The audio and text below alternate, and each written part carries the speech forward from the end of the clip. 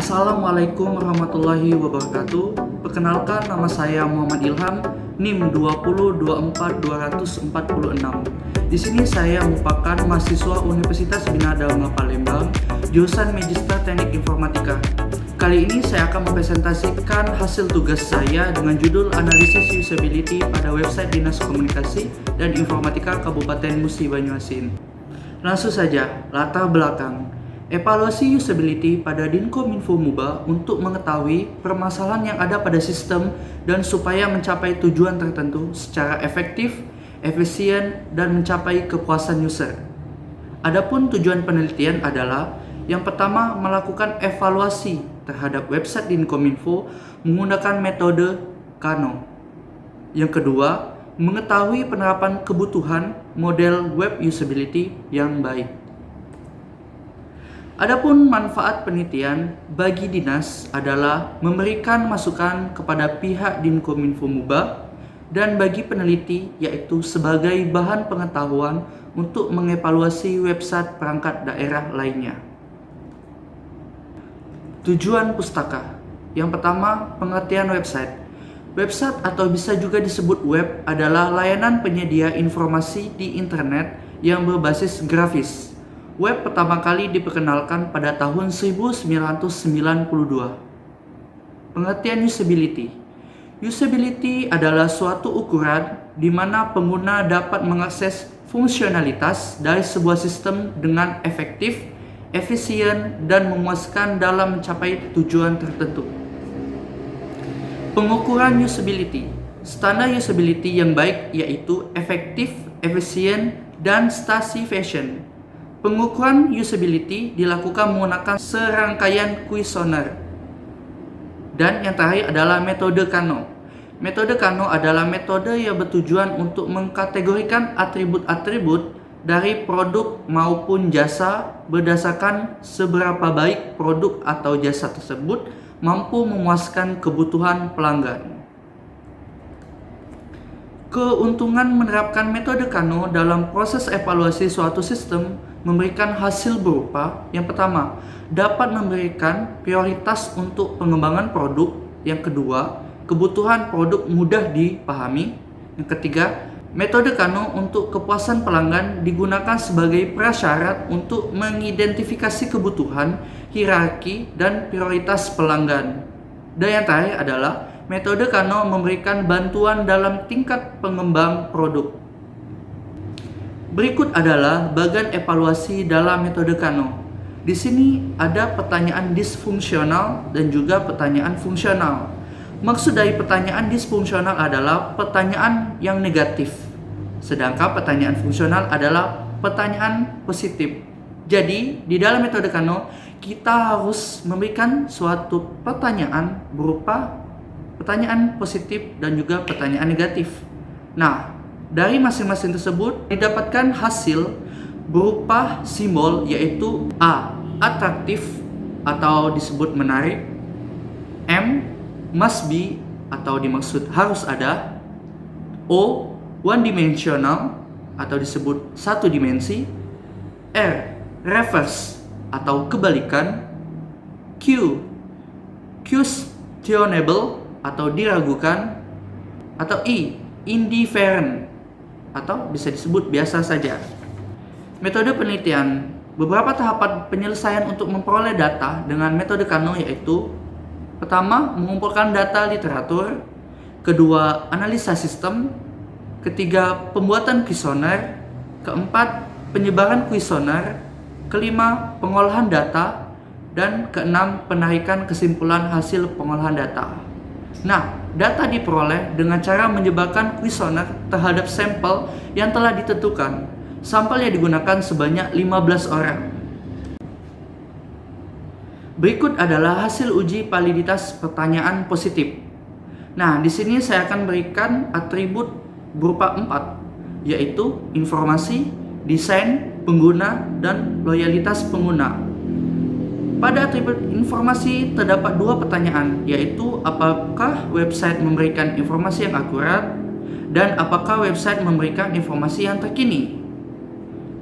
Atribut kedua yaitu desain. Pertanyaannya ada 3, yaitu apakah desain dan tampilan pada website menarik, dan apakah tampilan menu memberikan kejelasan informasi, dan yang terakhir, apakah tampilan berita pada website bisa dilihat semuanya. Atribut ketiga yaitu pengguna. Ada 2 pertanyaan, yaitu apakah pengguna website mudah untuk dipelajari, dan apakah website tidak ada kendala saat diakses. Atribut keempat yaitu loyalitas pengguna. Terdapat 4 pertanyaan, yaitu apakah website ini layak direkomendasikan kepada pengguna lain, apakah website ini menyediakan jumlah minat baca pada berita, apakah website ini menyediakan informasi penting berupa dokumen. Teknik analisa data, perhitungan nilai validitas. Dilihat pada tabel di samping ini bahwa pertanyaan positif dan pertanyaan negatif dalam penelitian terdapat 3 tidak valid dengan atribut nomor 5, 9, dan 10. Berikut adalah antarmuka website yang dimaksud dengan keterangan tidak valid, yaitu tampilan menu yang belum menyediakan tempat rekap dokumen, tampilan berita yang belum memiliki jumlah minat baca, dan juga tampilan berita yang belum memiliki slider show. Setelah kita mengetahui bahwa ada 3 atribut yang tidak valid, maka dari itu kita akan melakukan evaluasi dan perbaikan berupa pengembangan website Kominfo MUBA, yaitu yang pertama adalah tampilan menu yang sudah menyediakan tempat rekap dokumen yang dapat kita lihat di sini, dan juga tampilan berita yang sudah memiliki jumlah minat baca. Kita dapat lihat ada tanda mata dan juga jumlah minat bacanya. Dan yang terakhir adalah tampilan berita yang sudah memiliki slider show, sehingga berita yang terpendam atau yang tidak dapat dilihat lagi bisa dilihat dengan mengklik slider show. Setelah dilakukan perbaikan atau pengembangan website di Kominfo MUBA, maka dari itu saya akan melakukan pengajuan kuesioner kembali kepada masyarakat MUBA, dan ditemukanlah hasil kuesioner dan direkaf untuk menentukan validitas. Nah, ternyata pertanyaan dari semua itu valid semua. Adapun dengan jumlah validitas pertanyaan negatif itu valid semua juga. Teknik analisis data, perhitungan nilai reliabilitas. Setelah dilakukan uji validitas, maka selanjutnya akan dilakukan uji reliabilitas. Tujuan dari uji reliabilitas ini adalah untuk mengetahui tingkat keakuratan, ketepatan, kestabilan, atau konsisten alat tersebut dalam mengungkapkan gejala tertentu dari kelompok atau individu. Di sini ditemukan nilai Cronbach alpha yaitu 0,769. Nah, di sini saya menggunakan perhitungan dari SPSS. Berikut adalah form kuesioner analisa reusability pada website Dinkominfo MUBA Kabupaten Musi Banyuasin. Di sini terdapat pertanyaan positif dan pertanyaan negatif. Evaluasi tabel. Dalam evaluasi di atas telah ditentukan oleh metode Kano. Dalam metode Kano, pertanyaan dalam kuesioner ditanyakan sebanyak 2 kali, yaitu positif dan negatif.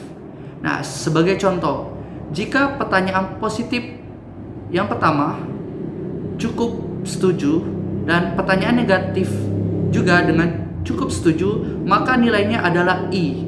Nah, adapun dari pertanyaan selanjutnya, berikut adalah tabulasi of survey pengguna. Di sini ada 10 pertanyaan atau 10 atribut dengan jumlah responden 15.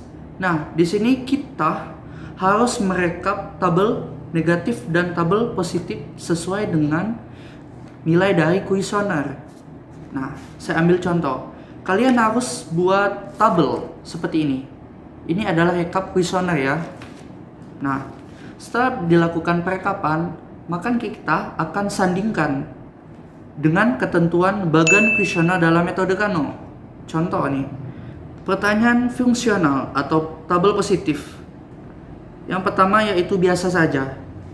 Dan tabel negatif atau pertanyaan disfungsional itu puas. Jika kita sandingkan, maka mendapatkan nilai I. Nah, I ini kita hitung sampai dengan jumlah 15. Nah, setelah didapatkan semuanya, kita harus melihat dominannya di mana. Di sini pada atribut pertama, dominan yaitu huruf O dengan jumlah 8. Maka ditemukan grade O. Nah, hitung sampai dengan selesai. Ini adalah tabel nilai extent of satisfaction atau dissatisfaction pengguna. Nah, setelah kita mendapatkan tabel tadi berupa jumlah dan grade-nya, kini kita akan mendapatkan dua kolom lagi, yaitu ES dan ED. Nah, rumus ES adalah ini. Nah, kalian bisa lakukan ini dengan menggunakan Excel, dan ini adalah rumus ED. Oke. Nah, dari tabel ini dapat disimpulkan bahwa masyarakat MUBA cukup puas dengan pelayanan pada website Dinkominfo MUBA karena berdasarkan hasil perhitungan didapatkan bahwa koefisien kepuasan rata-rata berkisar antara 0,513 yang berarti tergolong tingkat kepuasan cukup puas dengan rentang nilai 0,51 sampai dengan 0,65. Dan terakhir yaitu kesimpulan dan saran. Kesimpulan, sistem sangat berpengaruh terhadap kinerja pengguna dan tidak hanya tidak diinginkan oleh pengguna, namun bahkan pengguna mengharapkan sebaliknya. Maka dari itu, dalam kinerja sistem pada website Dinkominfo MUBA tidak terdapat kendala karena nilainya adalah 0,513 berada pada tingkat cukup puas. Saran, harapannya website Dinkominfo MUBA nantinya dapat menjadi standar website yang baik bagi perangkat daerah di Musi Banyuasin dengan rentang nilai dari cukup puas menjadi sangat puas. Itu saja presentasi dari saya. Jika ada pertanyaan yang memang belum clear, boleh komen di bawah. Terima kasih. Wabillahi taufiq wal hidayah. Wassalamualaikum warahmatullahi wabarakatuh.